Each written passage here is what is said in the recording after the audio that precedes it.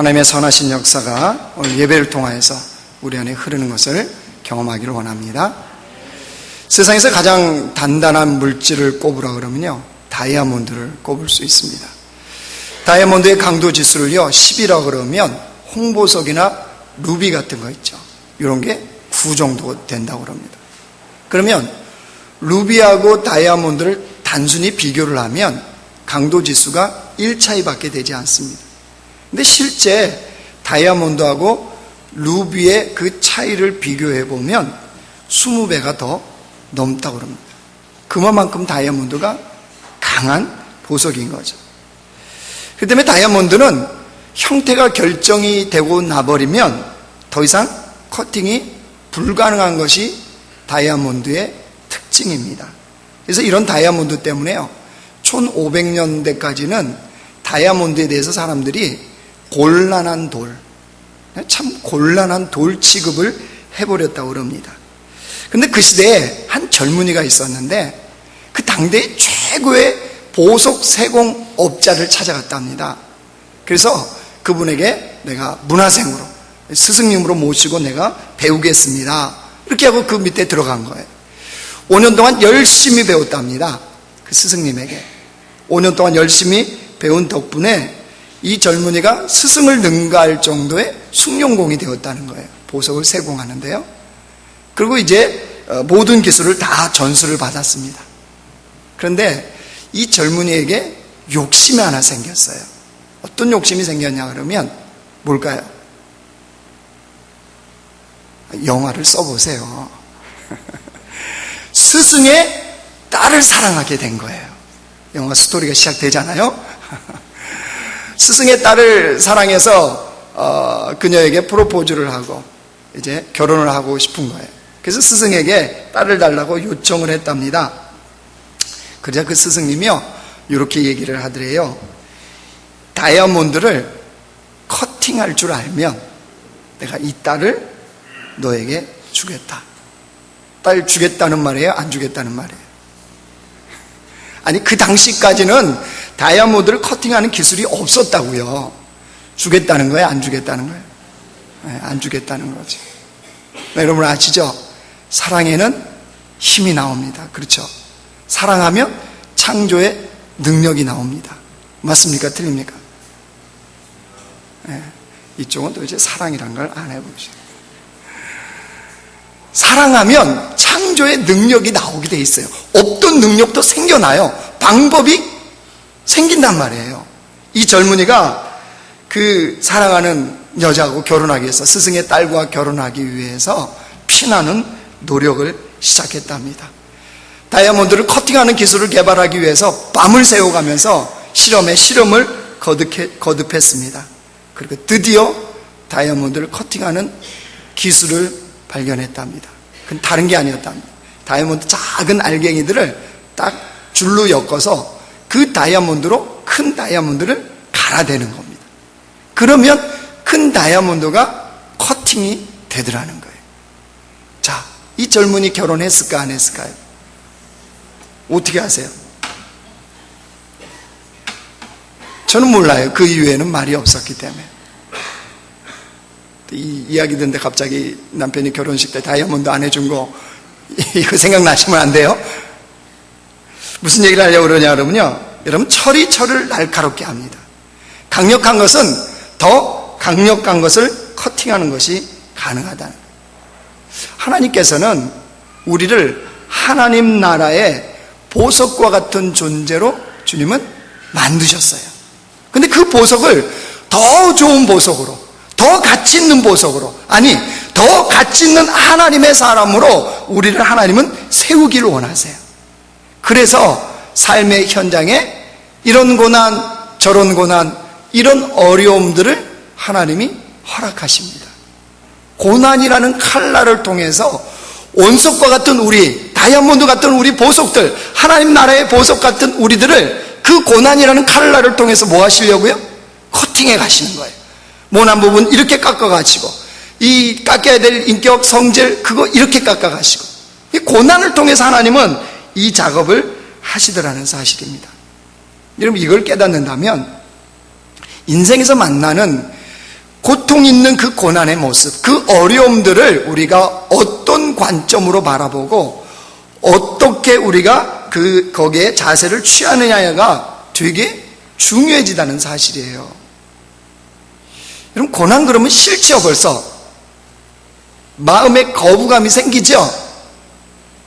축복 그러면 좀 듣기에 달콤하죠? 근데 주님의 훈련의 방법은 그게 아니더라는 거죠. 그래서 인생에서 우리가 무수히 만나는 그 고난들을 어떤 관점, 어떤 자세로 취해야 되는지 오늘 두 가지로 보기로 원합니다. 첫 번째로는요, 위로자 되시는 하나님을 깊이 있게 만나는 시간입니다. 뭐라고요? 위로자 되시는 하나님을 깊이 있게 만나야 합니다. 무엇을 통해서요? 고난을 통해서요. 여러분 3절 보십시오. 찬송하리로다. 그는 우리 주 예수 그리스도의 하나님이시요 자비의 아버지시요 모든 위로의 하나님이시며 우리의 모든 환난 중에서 우리를 위로하사. 우리 3절에서 10절까지 읽었죠? 무슨 단어가 가장 많이 나오던가요? 무슨 단어요? 위로죠, 위로. 그리고 또 하나요. 어떤 단어가 가장 많이 나옵니까? 우리죠, 우리. 하나님 우리를 위로하기를 원하신다는 거예요. 무슨 말입니까? 그만큼 인생에 고난이 있다는 거예요. 여러분, 우리가 인생에서요, 일이 잘 풀리고 형통할 때는 그냥 하나님께 감사하시고요, 그냥 찬송하면 돼요. 문제는 일이 잘 안 되어질 때, 내 마음대로 안 풀려갈 때, 아니 인생의 고난의 때를 만났을 때는 어떻게 하냐 말이에요. 여러분, 고난이 참 힘들면 숨 쉬는 것도 버거울 때가 있습니다. 아니, 내가 오늘 살아있다는 것 자체가 싫을 때가 있어요. 너무 고통스러울 때는요. 여러분, 그때는 어떻게 해야 되겠습니까? 어떻게 해야 됩니까? 숨 안 쉰다고 안 쉬어지나요? 그게 아니잖아요. 여러분, 이럴 때는요, 하나님을 간절히 찾아야 할 때입니다. 하나님을 깊이 있게 만나야 할 때라는 거예요. 물론 이렇게 말씀하고 싶을 거예요.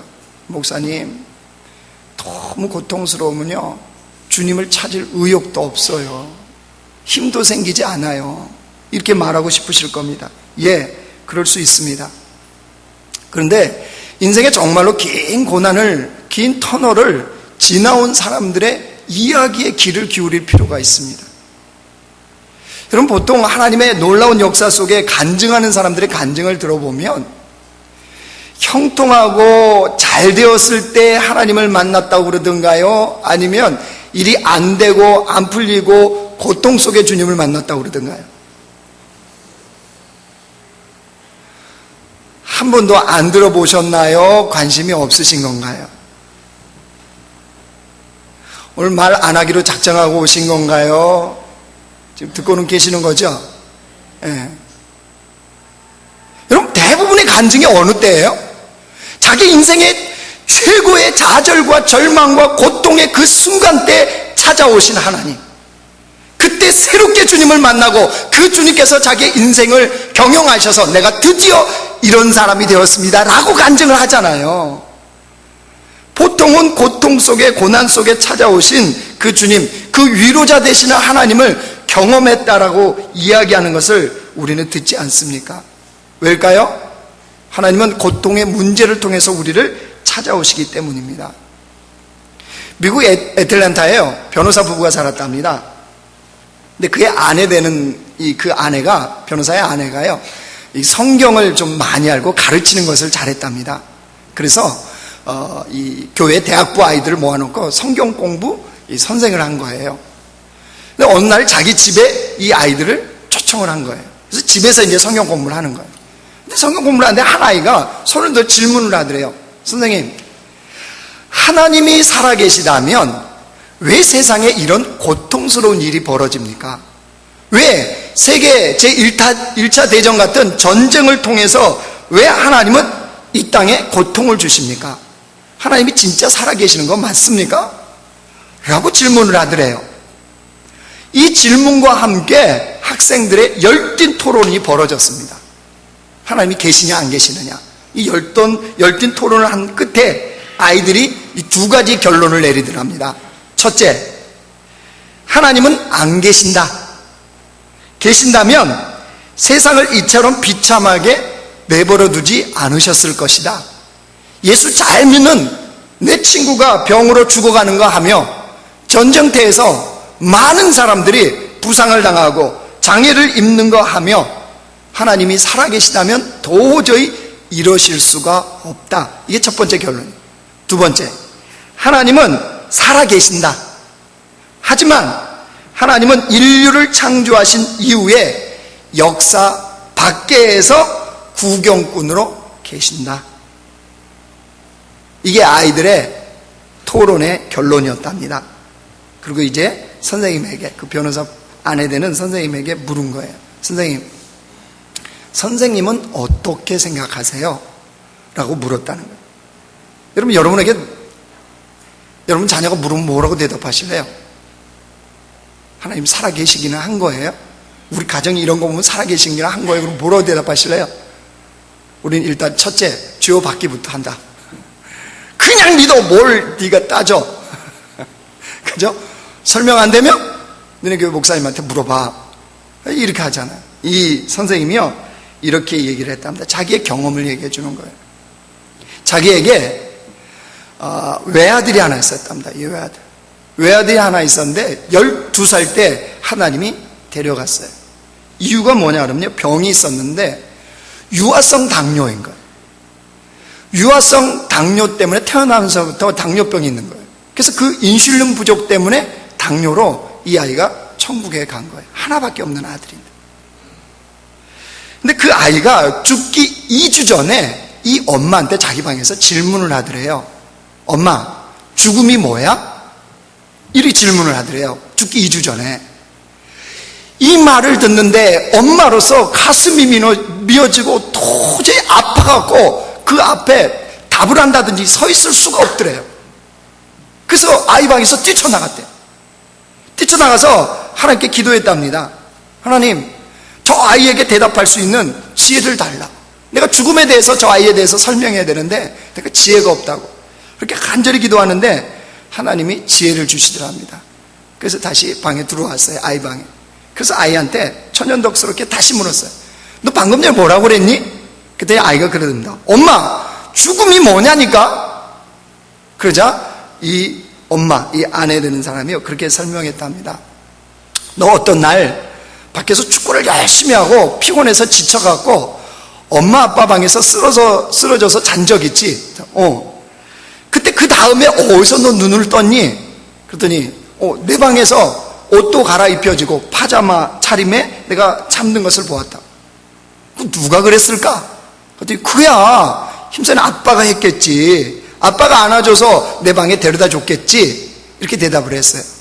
그러자 그 엄마인 그녀가 그렇게 아들한테 얘기했답니다. 아들아, 잘 들어라. 하나님의 자녀에게 죽음이란 그런 거란다. 이 세상에서 눈을 감으면 내 아빠보다 더 힘센 팔을 가지신 하늘 아버지께서 영원한 천국에서 눈을 뜨게 해주는 것이 죽음이란다. 이렇게 아이에게 죽음에 대해서 설명을 해줬대요. 그리고 이제 2주 후에 하나님이 이 아이를 데리고 간 거예요. 이야기를 학생들에게 이렇게 얘기해 주면서 눈물을 글썽글썽하던 그녀가, 선생님이 그러더라는 거예요. 아이가 죽기 2주 전이 내 인생에서는 가장 괴로운 시간이었다. 정말로 괴로운, 그보다 더 괴롭고 더 슬프고 더 절망적인 것은 이전에도 이후에도 없었다. 그리고 아이를 하나님이 데려간 그 이후에, 그 떠남보낸 이후에 비참한 환경이라는 것은, 마음의 비참한 환경이라는 것은 내가 설명할 수도 없었다. 그렇게 하면서 뭐라고 그러냐 그러면요, 그때 그렇게 비참하고 그렇게 절망적이고 그렇게 같이 죽고 싶을 만큼 어려운 그때에 내가 간절히 붙잡은 것이 한 가지 있었는데, 내 비참함을 덮고 더 큰 위로로 찾아오신 하나님을 만난 것이다. 나의 절망보다, 나의 비참함보다 더 큰 위로로 나를 찾아오신 그 주님을 만난 것이, 그 주님을 만난 것이 내가 지금까지 인생을 주님 안에서 살아올 수 있는 힘이었단다 라고 학생들한테 자기 이야기를 해줬다는 거예요. 무슨 말입니까? 우리가 믿는 하나님은요, 위로의 하나님이세요. 우리가 당하는 고통, 절망, 과거의 상처보다 더 큰 치료와 더 큰 위로로 우리를 찾아오시는 분이 바로 하나님이십니다. 여러분, 요셉을 생각해 보십시오. 요셉이 형들에 의해서 애굽의 노예로 팔려가죠. 노예 생활로 끝난 것이 아니라 감옥으로 들어갑니다. 인생을 보면요, 가장 절망적인, 요셉의 인생에서 가장 절망의 긴 터널이 언제였냐 하면 바로 그때였어요. 요셉이 이 10대 후반과 20대의 전부를 그 애굽에서 노예살이하고 감옥살이 하는 걸로 보냅니다. 약 13년의 시간이요, 그 인생에는 가장 긴 고통의 터널이었어요. 여러분, 요셉이 20대입니다. 20대면 혈기가 얼마나 왕성합니까? 사고를 쳐도 100번은 쳤을 거예요. 근데 성경을 보면은 요셉이 어떻게 탈출을 했다든지, 무슨 사고를 쳤다든지, 어떤 일을 벌였다든지 이게 없어요. 잠잠히 받아들이는 것 같아요. 아니, 하나님의 연단을 알고 그것을 훈련받는 사람처럼 보여요. 여러분, 요셉의 입장이라면 얼마나 원망이 컸을까요? 형들에 대해서, 보디발 장군의 아내에 대해서 얼마나 원망이 컸을까요? 그런데도 불구하고 요셉이 그러지 않았다는 거예요. 왜일까요? 비결이 뭘까요? 창세기 39장은 이렇게 얘기합니다. 같이 읽습니다. 이게 보디발 장군의 집에 있을 때입니다. 시작. 여호와께서 요셉과 함께 하심으로 그가 형통한 자가 되어 그의 주인 애굽 사람의 집에 있으니. 그 다음 절이요, 감옥에 있을 때입니다. 감옥에. 시작. 여호와께서 요셉과 간수장에게 은혜를 받게 하시매. 요셉이 뭘 한 거죠? 자기의 그 절망과 고통과 아픔 속에 함께 하시는 하나님, 그 자리에 자기를 찾아오신 하나님, 아버지 집에서 채색 옷을 입고 꿈을 꾸고 편안하게 살았을 때는 한 번도 경험하지 못한 하나님께서 자기가 가장 고통스럽고 가장 절망스럽고 어떤 희망도 보이지 않는 노예살이, 감옥살이, 그 속에서 자기를 찾아오신 하나님, 그 주님을 만난 겁니다. 그 주님을 본 겁니다. 여러분, 요셉이 거기서 얼마나 위로를 받았겠습니까? 얼마나 위로를 많이 받았겠어요. 그것 때문에 요셉이 조금이나마 자기의 인생이 해석되어진 거예요. 무엇을요? 고통을 통하여서 하나님의 걸작품으로 만들어 가시는 주님의 그 인도하심에 대해서 인생이 조금이나마 해석이 된 거예요. 나중에 하나님의 그 뜻이 이루어졌을 때 형들한테 뭐라고 그럽니까? 형들이여, 걱정하지 마소서.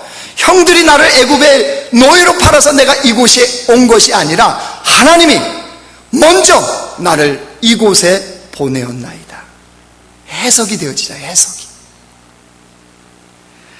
여러분, 지금 경험하고 있는 고난의 삶의 자리, 그 고통의 자리, 그곳에서 우리가 해야 되는 게 뭐냐면요, 위로자 되시는 하나님을 깊이 있게 만나는 자들이 되셔야 됩니다. 하나님 우리의 인생에 주신 기회입니다. 그 하나님을 정말로 깊이 있게 주님을 알아가는, 나의 생명 대신 천지를 창조하시고 오늘도 주관하시며 내 인생의 설계도를 갖고 가장 아름답게 내 인생을 이끌어 가시는 그 주님을 만나는 기회입니다. 그 주님을 깊이 있게 만나셔야 됩니다. 아멘.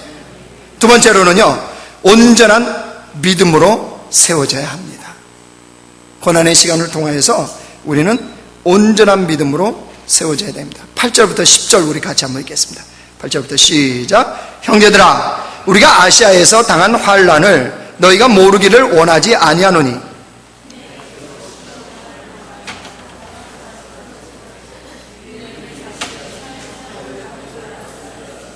이는 우리로 자기를 의지하지 말고 오직 죽은 자를 다시 살리시는 하나님만 의지하게 하심이라. 그가 이같이 큰 사망에서 우리를 건지셨고 또 건지실 것이며 이후에도 건지시기를 그에게 바라노라. 바울이 지금요 엄청난 환난을 당하는데 어느 정도냐 그러면 여러분 8절 하반절에 보면 힘에 겹도록 심한 고난을 당하여 살 소망까지 끊어졌대요. 그 살 소망이 없을 정도로 가장 절망적인 상황을 만난 거예요. 누가요? 바울이요. 하나님의 종 바울이요. 그런데 바울이 그때 놀라운 사실을 알았다는 거예요. 놀라운 사실. 그게 뭐예요? 9절이에요. 9절. 무슨 사실을 알았어요? 자기가 그때 비로소 진실하게 하나님을 의지하더라는 거예요. 살 소망이 완전히 끊어진 그때 하나님을 진실하게 신뢰하더라는 거예요. 그전에는요, 그전에도 했었어요. 했는데 자기가 봤더니 100%가 아니에요. 99.9%예요. 그런데 정말로 살 소망이 끊어진 그 고통의 자리 속에 딱 들어가니까 오로지 하나님만을 의지하고 하나님만을 신뢰하는 자기의 모습을 발견하게 됐더라는 거예요. 여러분, 우리도 똑같습니다. 우리가 비빌 언덕이 있으면 하나님 제대로 믿습니까? 안 믿습니까? 할렐루야. 찬양 여러분, 여러분에게 오늘 300억씩 통장에 입금을 해준다. 찬양대 하십니까? 안 하십니까? 사람 쓰면 되죠. 그죠? 사람 부르면 되죠. 사람은요, 비빌 언덕이 있으면요, 하나님 제대로 안 믿습니다. 특별한 나에게 재능이 있으면요, 하나님 믿기는 믿는 것 같아요. 그런데 실제 들어가 보면 나의 재능을 믿습니다. 머리가 똑똑한 사람들은요, 하나님 믿긴 믿어요. 그런데 하나님보다는 똑똑한 자기의 머리를 더 의지합니다. 그게 사람이 그렇게 돼 있다는 거예요. 그래서 여러분, 부자나 성공한 사람이요, 예수 제대로 믿기가 힘들다고 하는 말이 그래서 그런 겁니다. 마태복음 19장에 보면 부자 청년이 나옵니다. 부자 청년이. 이 부자 청년이 젊었을 때 부자가 되었나 봐요. 예수님을 찾아와서 뭐라 그러냐면 어떻게 하면 영생에 대해서 묻습니다. 그래 예수님이 계명을 잘 지키면 된다 이렇게 말씀하니까 이 부자 청년이 뭐라고, 어려서부터 나는 그 계명을 다 지켰다는 거예요. 얼마나 당당합니까? 그래 예수님 딱 한 말씀, 정곡을 찌르십니다. 너의 가진 것을 팔아서 가난한 자들에게 주고 나를 쫓으라. 그때 부자 청년이 어떻게 행동했어요? 마태복음 19장 보세요. 같이 읽습니다. 시작. 이 청년이 재물이 많음으로 이 말씀을 듣고 근심하며 가니라. 예수께서 제자들에게 이르시되 내가 진실로 너희에게 이르노니 부자는 천국에 들어가기가 어려우니라. 할렐루야. 내가 부자가 아닌 것이 얼마나 이렇게 성경 보면 안 됩니다. 재물이 많음으로 그가 어떻게 했다고요?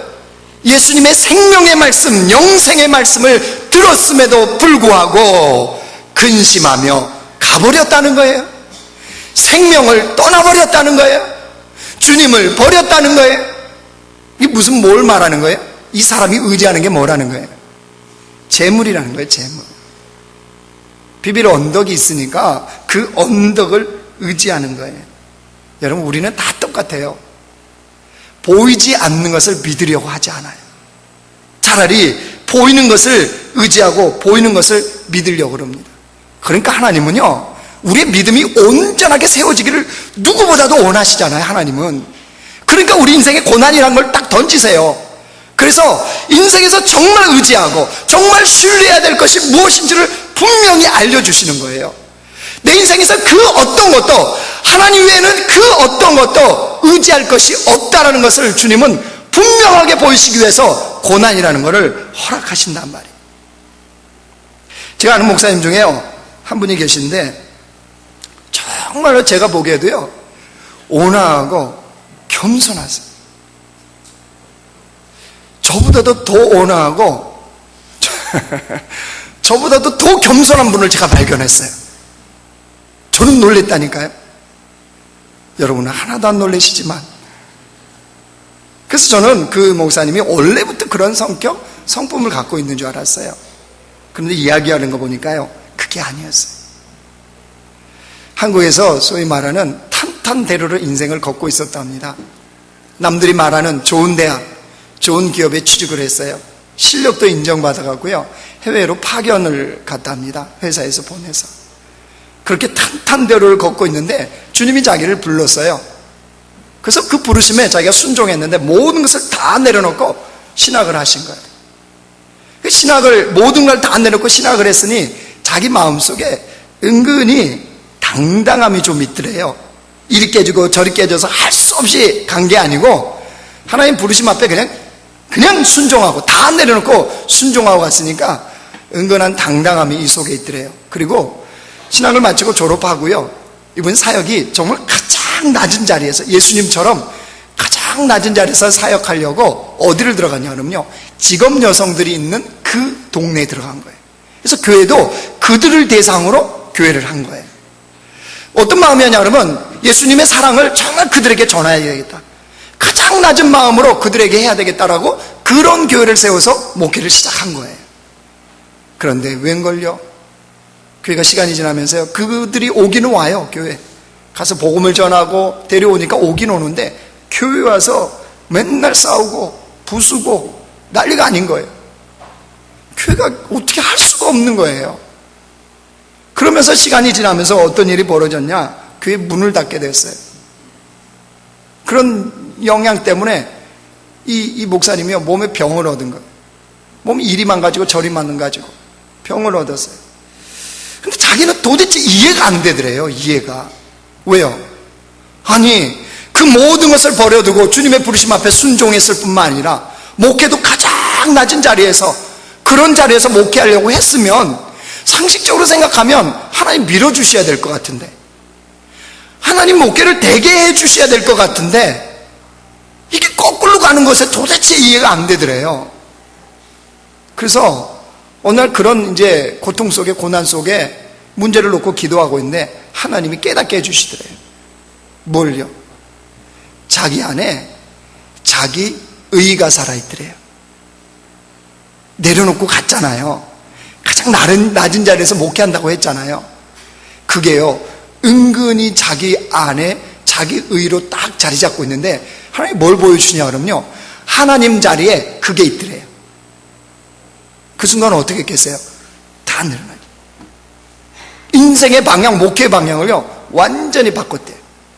그리고 사역을 다시 시작하는데 여전히 지금도 이분은 가난하고 소외된 자들을 위해서 목회를 하십니다.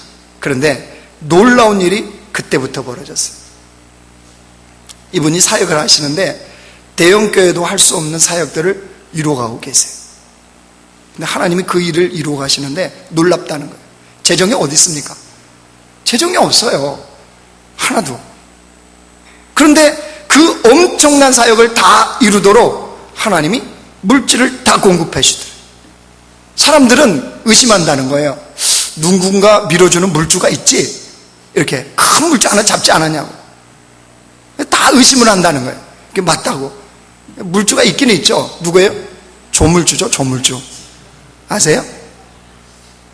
하나님께서 밀어주셔서 일을 행하고, 우리 그 이야기를 듣는데 이야, 정말 그렇다.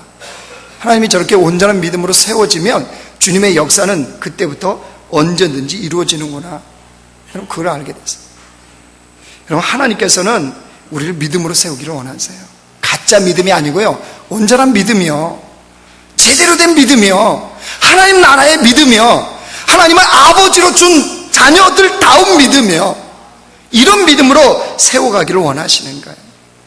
그래서 고난 속에 우리를 집어넣으시는 거예요. 여러분, 사람의 나이 40세면은 지적인 능력도 또 건강도 가장 왕성한 시기라고 그럽니다. 그때 40세가 된 모세가 있었어요. 모세는 애굽에서 최고의 학문의 교육을 받았고요, 애굽의 최고의 자리, 왕자의 자리에 그는 있었습니다. 근데 이상한 거는 하나님이 그런 모세를 안 쓰세요. 그 모세 스스로 나섰습니다. 이스라엘을 구원하기 위해서 스스로 행동합니다. 하나님 내버려 두세요. 철저하게 모세가 실패합니다. 살인자로 바뀌었어요. 그래서 광야로 도망치잖아요. 하나님은 모세를 광야 40년 동안 광야 속에 집어넣습니다. 드디어 모세가 80세가 되었습니다. 지적인 능력도 떨어지고 육체의 건강도 떨어지고 할 수 있는 어떤 지위도 없고 아무것도 없습니다. 그런데 신기한 건 하나님은 그때 80세에 불러서 모세를 출애굽의 그 리더로, 지도자로 하나님은 세우셔서 하나님의 사람으로 쓰시더라는 거예요. 왜일까요? 왜 하나님의 일하심의 방식은 그렇게 하실까요? 이유가 뭐예요? 모세가 그때에 온전한 믿음으로 하나님만 의지하더라는 거예요. 하나님의 일하심의 방식은 거기에 있습니다. 우리가 온전한 믿음으로 세워질 때, 하나님만을 의지하는 믿음으로 세워질 때에 하나님은 그때 하나님의 일을 우리 인생에 행하십니다. 여러분, 이것을 믿는다면, 이런 하나님의 계획을 깨닫는다면 고난에 대해서 너무 두려워하지 마세요. 고난에 대해서 너무 좌절하지 마세요. 너무 낙심도 하지 마세요. 이런 비밀을 깨닫기 때문에 사도 바울이 로마서 5장에 뭐라 그럽니까? 같이 읽어요. 시작. 다만 이뿐 아니라 우리가 환난 중에도 즐거워하나니 이는 환난은 인내를, 인내는 연단을, 연단은 소망을 이룬 줄 압니다. 그 환난이 결국 어디로 간대요? 소망을 이룬다는 거예요. 어디 안에서요? 주님 안에서. 바울은 뭐 하기로 했다는 거예요? 환난 중에도 그냥 차라리 기뻐해버린다는 거예요. 즐거워해버린다는 거예요. 여러분, 이 비밀을 깨달은 자들이 이게 가능합니다. 우리가 지금 경험하고 있는 고난이요, 하나님이 우리를 믿음의 사람으로, 온전한 믿음의 사람으로 세워가는 작업인 것을 믿으시기 바랍니다. 하나님 우리 인생의 고난을 통하여서 생명력 있는 믿음으로 세우는 작업이라는 사실을 믿으시기 바랍니다. 우리의 고난을 통해서 하나님이 십자가의 믿음을 가진 자들로 세우는 작업이라는 사실을 믿고 나가시기 바랍니다. 그 온전한 믿음으로 세워졌을 때 주님은 그때부터 일하시기 때문입니다. 사랑하는 성도 여러분, 예수님 믿어도 인생에 생략할 수 없는 과목은요, 고난입니다. 절대로 주님은 생략하지 않습니다. 아니, 오히려 우리 인생의 고난을 주님은 허락하십니다. 여러분, 그 이유를 우리가 분명히 알으셔야 돼요. 주님, 우리가 더 좋은 그리스도인들, 하나님 나라에 정말 가치 있는 좋은 보석으로 우리를 깎아가는 작업을 하기 위해서 고난 속에 우리를 집어넣는다는 사실입니다. 이걸 깨닫는다면 그 고난 속에서 위로자 되시는 하나님을 더 깊이 있게 경험하는 성도들이 됩시다. 그 고난 속에서 하나님만을 의지하는 온전한 믿음으로 내 믿음이 회복되고 내 믿음이 세워지는 그런 백성으로 우리가 주 앞에 세워지기를 주의 이름으로 축원합니다. 하나님 아버지, 인생의 고난을 주심을 감사합니다. 우리 인생의 고난을 주신 것은 우리가 고아가 아니고 하나님의 참 아들이시기 때문에 징계의 채찍을 드시고 연단의 채찍을 드셔서 우리를 이끌어 가신 하나님, 우리가 예수 그리스도를 닮아갈 수 있도록 훈련하시는 주님, 그 주님 때문에 우리가 감사를 드립니다. 하나님 아버지, 그러나 우리의 연약함을 주님 아시나이다. 우리의 무너짐을 주님 아시나이다. 우리가 일어설 힘도 없다는 사실을 주님 아시나이다. 그렇기 때문에 하나님, 그 고통 속에서 우리를 위로하시고 우리를 찾아오시는 그 주님을 깊이 있게 만나게 하여 주옵소서. 문제보다 더 크신 하나님을 보게 하여 주시옵소서. 문제의 때가 지나면 하나님의 빛을 우리에게 비추신다는 사실을 우리가 보게 하여 주시옵소서. 그래서 하나님, 그 고난을 통해서 우리의 믿음이 하나님만을 의지하는 온전한 믿음으로 세워지는 그런 시간 되게 하여 주옵소서. 우리 가짜의 믿음을 벗어버리고 참된 믿음을 주님 앞에 세워가는 그런 자들로 삼아 주시옵소서. 우리 공동체 모든 주의 백성들이 이런 역사를 경험하는 시간들 되게 하여 주옵소서. 예수님의 이름으로 기도드리옵나이다. 아멘.